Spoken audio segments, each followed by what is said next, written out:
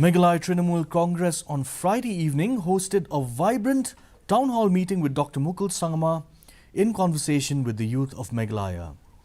An energetic crowd of students, young professionals, entrepreneurs, musicians, sportsmen and youngsters from several walks of life across the Khasi Hills attended the event.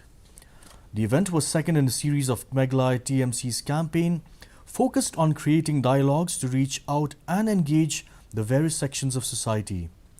Answering a question on the skyrocketing rise of unemployment in the state, Dr. Mukul Sangma said that there are thousands of jobs available but are not being filled. Sangma also enthralled the crowd with his singing skills.